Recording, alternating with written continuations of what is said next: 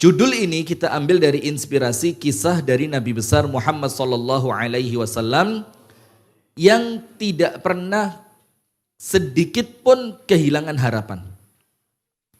Maka disebutkan dalam ayat Al-Qur'an walammastai'asar rusulu wa dhannu annahum qad kudzibu ja'ahum nasruna.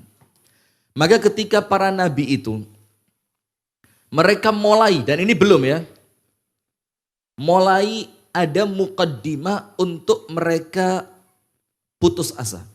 Walammastai'asar rusulu, mulai putus asa. Walammastai'asar rusulu, ketika para rasul mereka mulai putus asa. Putus asanya karena apa? Ingat loh ya, tidak ada para rasul itu putus asa karena perkara duniawi, tidak ada, terlalu kecil untuk mereka. Tidak ada para rasul itu putus asa ketika perkaranya perkara rumah tangga, terlalu kecil untuk mereka. Tidak ada ketika urusan-urusan itu perkara yang tidak terkait dengan akhirat menjadikan mereka putus asa. Itu bukan kelasnya para rasul. Apabila kita berbicara para aulia, kekasih-kekasih Allah saja, itu mereka tidak pernah peduli dengan dunia ini. Mau datang, mau pergi, nggak pernah peduli mereka. Itulah kenapa ketika Syaqiq Al-Balkhi itu tanya kepada temannya, kamu kalau dapat nikmat bagaimana? Dan kamu kalau tidak dapat nikmat bagaimana? Dibilang sama temannya tadi, kami ini kalau dapat bersyukur, kalau tidak dapat sabar. Ini kelasnya para ulama loh ya. Kalau dapat apa? Syukur. Kalau tidak dapat sabar. Maka kemudian dikatakan oleh Syaqiq Al-Balkhi, kalau dapat nikmat bersyukur, kalau tidak dapat sabar. Dibilang apa? Hakadha yaf'alu kilabu balkh. Kalau cuma seperti itu manusia semacam kamu, maka sama dengan anjing di negeri Balkhan. Anjing di Balkhan juga begitu. Kalau dikasih terima kasih, nggak dikasih dia duduk di depan pintu rumah tuannya. Nggak protes dia. Kalau manusia sekelas kita seperti itu, ya percuma, kata Syaqiq Al-Balkhi. Terus dibilang kalau kamu bagaimana? Kalau kami, idza u'tina atharna. Kami ini kalau diberi oleh Allah, kami bukan bersyukur, kami berbagi. Itu kami. Kalau kamu tadi dikasih apa? Bersyukur. Kalau kami dikasih, berarti ini Allah menginginkan kami untuk berbagi. Wa idza muni'na syakarna. Bahkan kalau kami tidak diberi, kami bersyukur. Nah, itu para aulia, para wali. Tidak dikasih, bersyukur. Karena dia ngerti ketika Allah tidak memberi, itu tidak memberi dengan hikmah. Ada pelajaran di balik semua itu. Nah, ketika kami diberi, artinya pemberian ini Allah menginginkan memberikan peluang kami untuk meraih akhirat. Dengan cara apa? Kami berbagi. Nah, maka itu baru kelasnya para aulia, apalagi para nabi dan rasul. Maka dibilang ketika mereka itu mulai putus asa. Dan mereka merasa qad kudzibu, dakwah mereka didustakan. Dakwah mereka mulai apa? Didustakan. Jadi dakwah ke sini nggak ada hasil, dakwah ke sana tidak ada respon positif, pindah lagi ke tempat itu tidak ada sambutan yang baik, kemudian dia pindah ke tempat yang lain lagi ternyata kok masalahnya sama. Apa yang terjadi? Justru pada titik itu ja'ahum nasruna, baru pertolongan Allah itu datang. Nah, sekarang begini pertanyaannya. Kenapa kok Allah Ta'ala dalam tanda kutip tidak memberikan pertolongan di awal ikhtiar? Tidak memberikan pertolongan dan kesuksesan itu di awal-awal dakwah. Ada beberapa hal yang disampaikan oleh para ulama. Kenapa pertolongan itu justru datang di akhir titik menuju mereka putus asa? Nomor satu, kalau datangnya dari awal, maka rentan kesombongan. Rentan apa? Kesombongan. Oh, ini usaha ana ini. Maka ketika pertolongan itu Allah datangkan di awal ikhtiar, Allah khawatir di antara kita akan menjadi orang-orang yang sombong dengan apanya? Dengan kemampuannya. Padahal syiarnya orang beriman apa? La haula wala quwata illa billah. Kenapa? Karena yang pertama Allah tidak menginginkan kita menjadi sombong dengan ikhtiar kita yang kecil. Kemudian muncul suatu pencapaian yang besar. Supaya tidak sombong. Yang kedua, supaya kita ngerti bahwa tidak ada kesuksesan tanpa perjuangan. Sampai pun para nabi dan rasul itu harus capek-capek dulu, harus sampai mereka dalam tanda kutip mendekati keputusasaan, baru pertolongannya Allah datang. Kalau bahasa kita, ikhtiarnya sampai mentok. Supaya apa? Supaya setiap masing-masing dari kita itu betul-betul mengeluarkan potensi terbaiknya. Nah, yang ketiga terakhir, kenapa pertolongan Allah itu justru datang di akhir perjuangan kita? Supaya apa? Supaya kita tidak pernah berhenti berjuang. Karena kita kan nggak tahu. Berarti selama pertolongannya Allah belum datang, kita tidak boleh berhenti apa? Berjuang. Nah, maka disitulah tidak pernah kehilangan harapan. Artinya hadirin, sekarang kita mau tanya, apa syaratnya agar pertolongan Allah tidak pernah terlepas dari kita? Ada syaratnya enggak? Ada. Ini hadisnya Abdullah ibnu Abbas radhiyallahu taala anhu. Ketika Abdullah bin Abbas duduk di belakang unta bersama Nabi Muhammad. Ada unta, ada keledai, riwayatnya macam-macam. Dibonceng sama Nabi Muhammad. Di mana hadis ini ada beberapa hikmah. Hikmah yang pertama, tawadhu'nya Nabi Muhammad. Jadi mainnya bukan sama orang gede-gede aja, anak kecil dijak main. Dan ketika main, itu dimanfaatkan oleh Nabi Muhammad untuk memberikan pelajaran yang berarti. Tidak sekedar guyon. Syarat yang pertama disebutkan dalam hadis Abdullah ibnu Abbas agar kita tidak pernah dalam tanda kutip kecewa ketika kita berharap kepada Allah. Dan hampir tidak ada orang yang kecewa ketika berharap kepada Allah kecuali orang itu berharap dengan sesuatu yang salah. Nah, syaratnya dengerin. Rasulullah bersama Sayyiduna Abdullah ibnu Abbas, kemudian Rasulullah mengatakan sallallahu alaihi wasallam, "Ya ghulam, wahai anak kecil." Ini anak kecil. Ghulam itu normalnya usianya 8 tahun. Berapa? 8 tahun. Anak umur 8 tahun diajak ngomong omongannya serius. Itulah menunjukkan orang di zaman dulu mateng di usia dini. Diberitahu itu ketika usianya sekitar 8 tahun.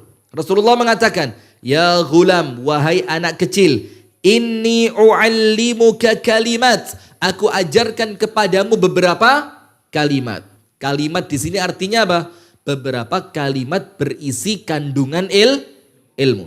Yang pertama, ihfazillaha yahfazka. Dan ini ada namanya syarat dan jawabus syarat. Syaratnya apa? Ihfazillah, jagalah Allah. Menjaga Allah bukan artinya Allah membutuhkan bodyguard. Enggak. Allah zat yang maha kuat. Tapi keberlangsungan syariat Islam yang itu perlu kita perjuangkan. In tansurullah yansurkum wa yuthabbit aqdamakum. Apabila kita menolong Allah, loh Allah tidak perlu ditolong. Loh ayatnya Allah minta ditolong kok, dalam tanda kutip. Menolong syariatnya, menolong agamanya, menyebarkan dakwahnya, kan begitu. Amar ma'ruf nahi munkar, itu intan surullah. Apa yang kita dapatkan? 2. Yansurkum, Allah akan menolong kalian. Rumah tangga kita ditolong, penghidupan kita ditolong, keamanan keselamatan kita oleh Allah ditolong. Semuanya. Wa yuthabbit aqdamakum, dan Allah kokohkan posisi kalian. Nah, sudah, sekarang lanjut. Sudah, apa yang terjadi hadirin yang dirahmati oleh Allah Subhanahu wa taala? Rasulullah menjelaskan bagaimana syarat supaya harapan kita kepada Allah tidak pernah bikin kita kecewa. Ihfazillah yahfazka. Jagalah Allah, maka Allah akan, dan itu jawaban dari syarat tadi. Artinya ketika syaratnya terpenuhi, jawabannya tidak mungkin Allah ingkari. Pasti Allah jaga kita. Menjaga Allah itu apa? Menjaga aturan Allah dalam diri kita. Ketika dia mendengar, maka Allah menjaga pendengarannya. Ketika dia melihat, Allah menjaga penglihatannya. Ketika ia berbicara, Allah menjaga ucapannya. Itulah artinya Allah membersamai, pertolongannya Allah. Innani ma'akuma asma'u wa ara. Allah Ta'ala firmankan kepada Musa dan Harun ketika diperintahkan datang ke Fir'aun. Apa kata Allah? Jangan takut, la takhafa, jangan takut. Innani, sesungguhnya aku kata Allah, ma'akuma, bersama kalian berdua. Apa arti kebersamaan Allah itu? Asma'u, aku mendengar, wa ara, aku melihat.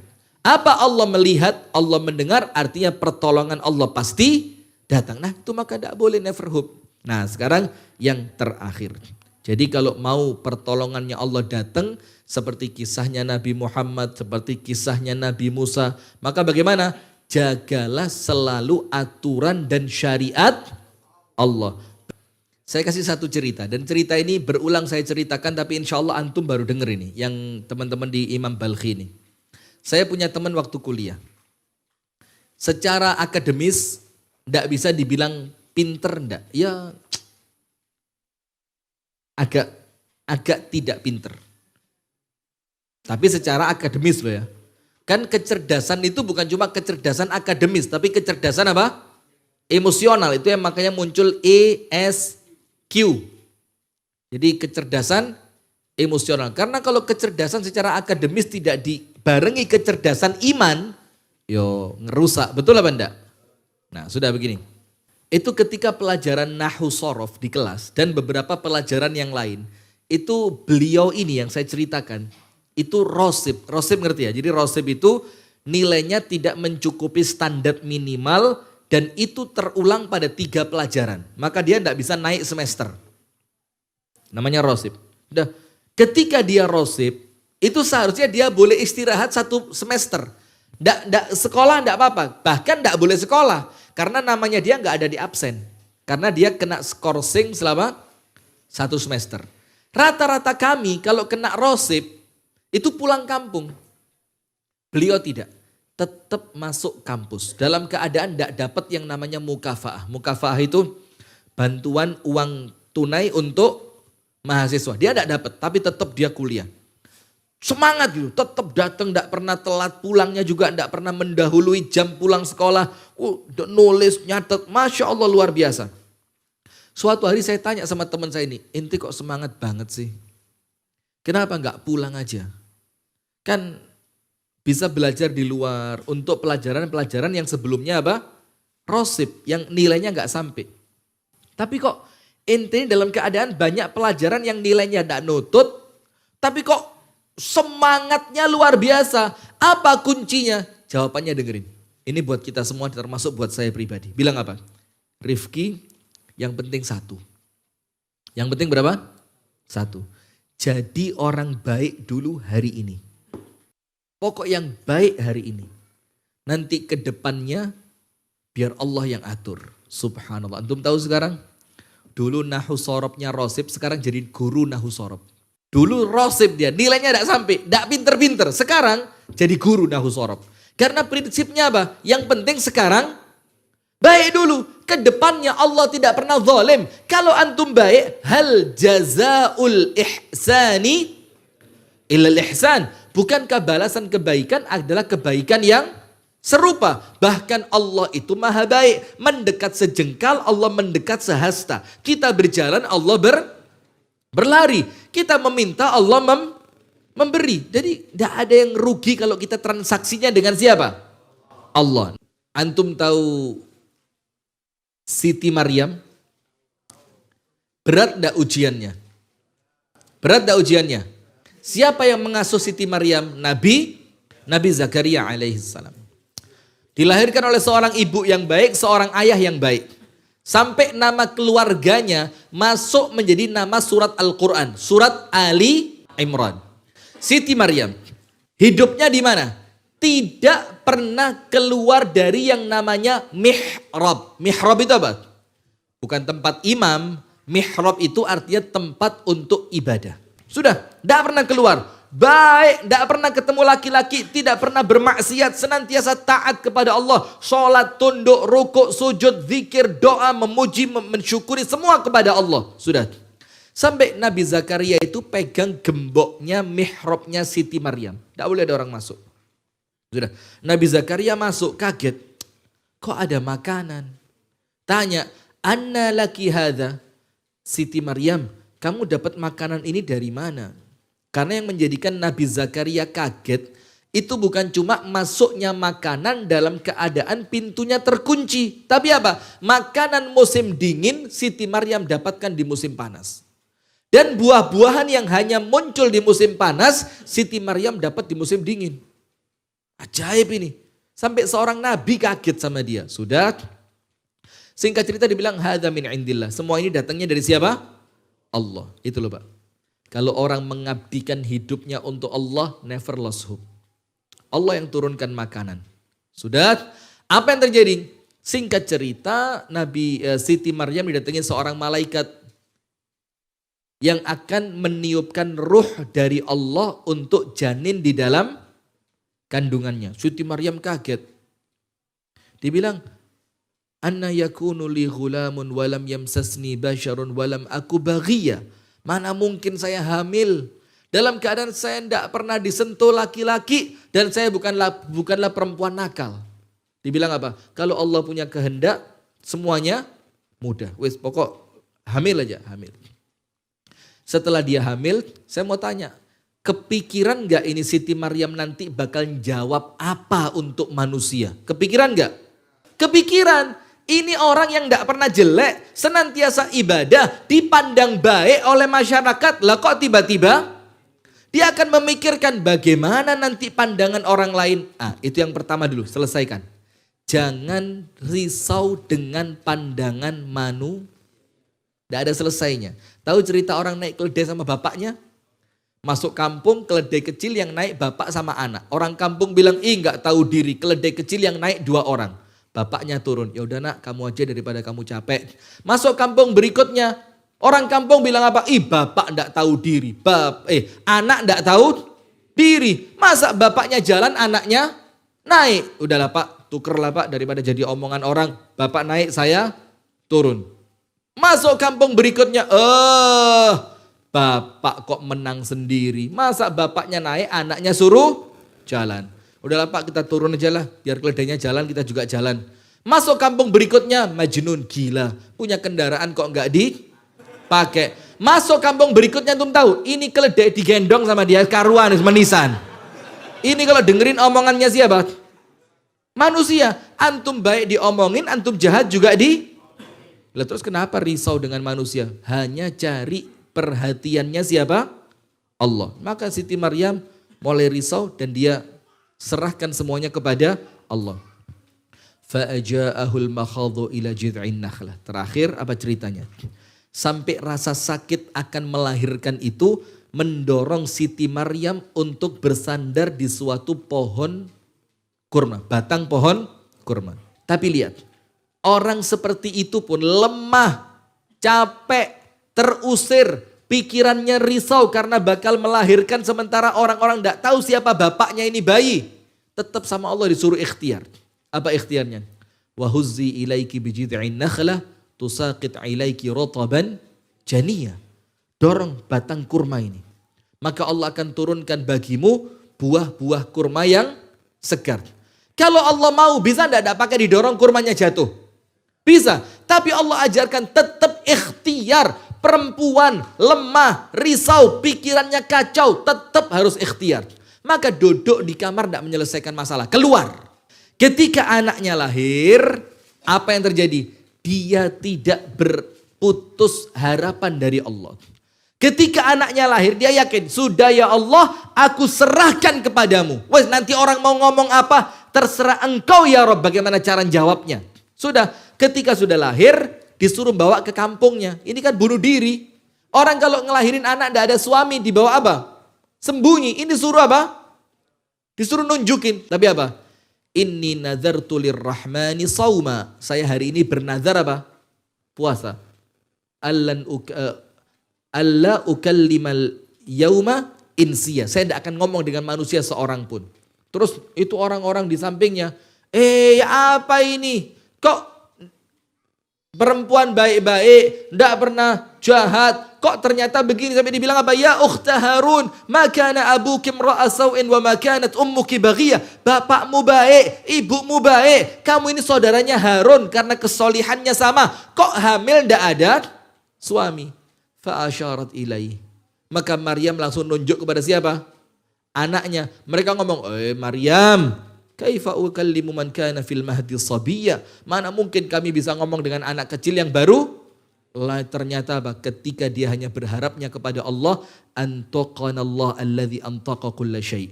Allah jadikan bayi itu bisa berbicara, membela siapa? Ibunya. Nah, itu orang tidak boleh kehilangan harapan kepada Allah, karena Allah pasti turunkan pertolongannya untuk siapapun yang berjalan di jalan Allah Subhanahu wa ta'ala.